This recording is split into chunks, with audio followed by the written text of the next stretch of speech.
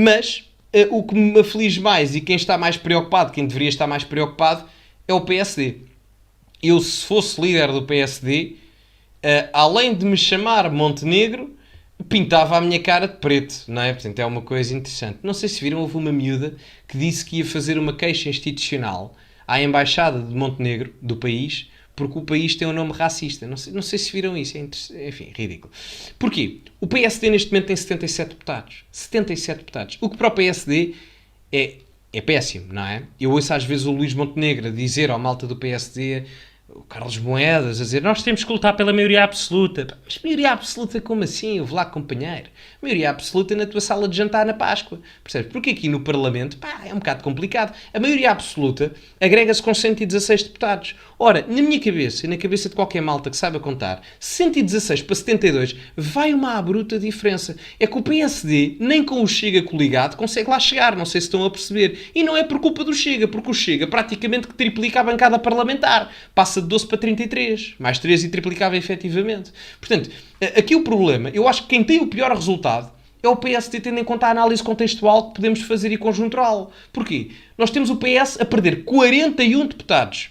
O maior rival ideológico do Partido Socialista é o PSD. Ora, numa altura em que o meu maior rival, eu sendo Luís Montenegro, o meu maior rival perde 40 deputados numa sondagem e eu consigo não ganhar nenhum, ainda pior, perco 5, porque eles têm 77 neste momento, eu olhava ao espelho e dizia, há duas coisas com as quais eu devia estar preocupado. A primeira é com a minha grande incompetência e a segunda é com o Carlos Moedas, porque não tenham a menor dúvida. Eu vi de uma forma muito interessante o Luís Montenegro a falar e tal. Senhor António Costa, porque você tem que baixar os impostos.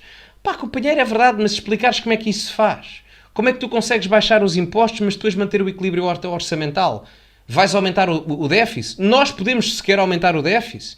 Como é que nós, reduzindo impostos e tendo uma política fiscal expansionista, podemos manter o déficit equilibrado e ao mesmo tempo combater aquilo que é o incremento da dívida pública, que é um dos problemas estruturais que nós temos no país?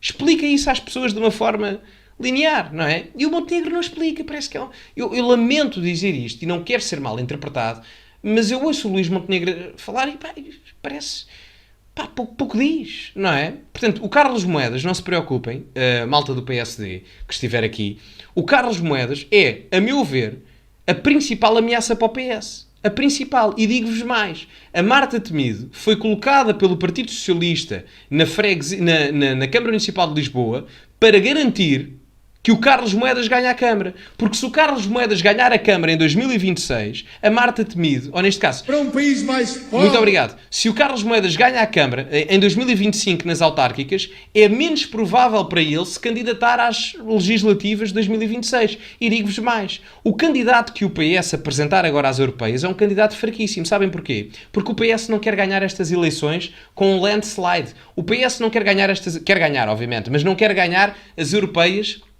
com uma margem de 10%. Porque o PS sabe que se o Luís Montenegro perde as europeias com uma margem de 10%, o Luís Montenegro vai à vida. E o Luís Montenegro é muito mais facilmente derrotável em 2026 nas legislativas do que o Carlos Moedas. Por isso é que o Partido Socialista colocou a Temida em Lisboa, que é para levar facilmente na boca do Moedas em 2025, com uma vitória confortável, e a probabilidade de Moedas se candidatar como líder do PSD a primeiro-ministro é muito menor em 2026. Portanto, estas leituras políticas são importantes de ser feitas. São importantes de ser feitas. Não deixa de ser curioso. Portanto, eu espero genuinamente... e também digo-vos até em determinado âmbito, não sei até que ponto é que é positivo para o Chega, que o Carlos Moedas consiga, porque o Carlos Moedas tem muito boa imprensa, ele não é parvo nenhum, atenção, não é parvo nenhum, não subestimem o Carlos Moedas. Mas a Liga dos Últimos, enfim, vale o que vale. Depois temos aqui as combinações possíveis para chegarmos aos governos possíveis. Espera lá, é esta aqui, eu tenho que me puxar para aqui. Conseguem ver, não é? Exatamente. Já agora, malta, metam like, que ajuda bastante, ok? Não sei quantos likes é que temos, mas se conseguíssemos mais likes era bom. Não sei quantos é que temos, mas agradeci imenso a vossa generosidade. Olha, temos 442, temos aqui 500 pessoas, acho eu, não é? Se chegássemos aos 500 era porreiro. Bom, governos possíveis. Temos o PSD e o PS. Muita gente me diz, Gonçalo, mas essa coligação nunca vai acontecer. Enfim, já aconteceu. Portanto, também não é preciso prever o futuro quando já aconteceu no passado. Não é preciso eu chamar a Maia. Mas há aqui uma coisa boa, que é... efetivamente, o PS e o PSD conseguem sempre maioria no Bloco Central. Agora, não deixa de ser interessante uma coisa, que é, eles apenas conseguem 151 deputados. O que é que isto nos diz? Diz-nos que ambos, agregadamente, não conseguem fazer a revisão constitucional por eles próprios.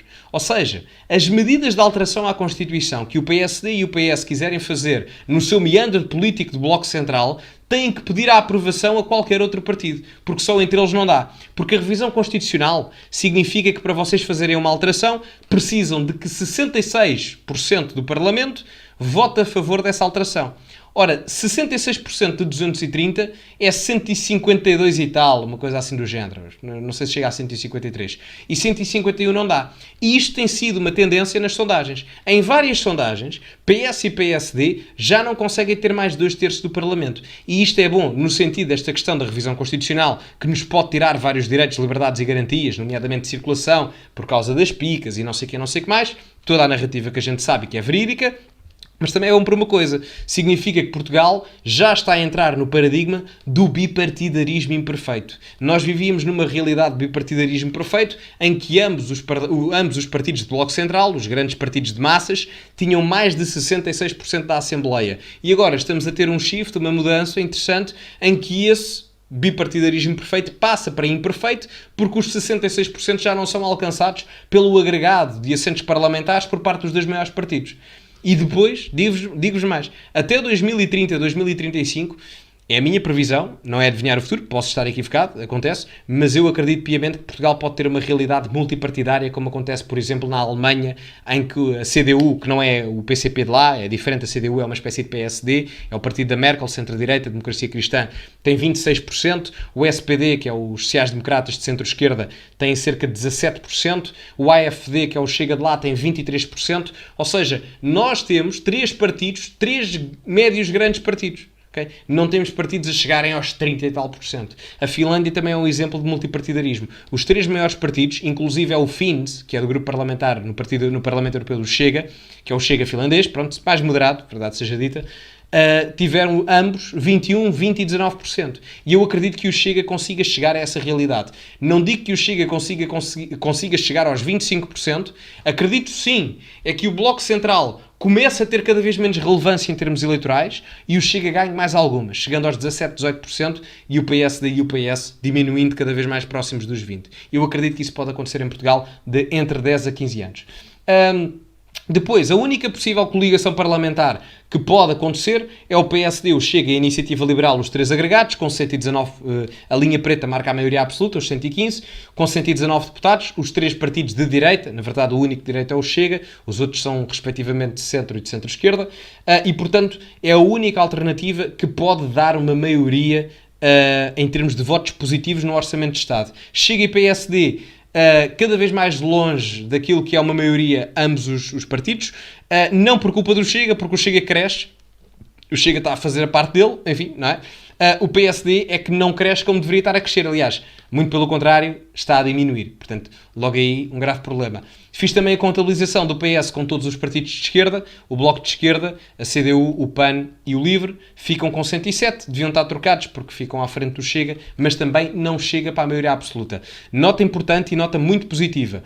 O PS e a esquerda toda, ou seja, a esquerda toda no Parlamento, à data de hoje, com esta sondagem, representa menos 13 deputados do que o PS sozinho no dia de hoje. Para voltar a frisar, o PS no dia de hoje tem 120 deputados.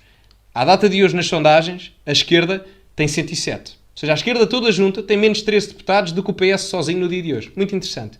E depois, por fim, IL e PSD, com 86, que a única forma de conseguirem governar é com uma abstenção do Partido Socialista na votação do Orçamento de Estado, ou seja, a IL e o PSD governam, com um governo de maioria relativa caso ganhe o PSD as eleições, e depois o que acontece é o PS abstém-se na votação do Orçamento e o Orçamento passa, porque a abstenção vale meio voto, portanto, logo aí conseguem.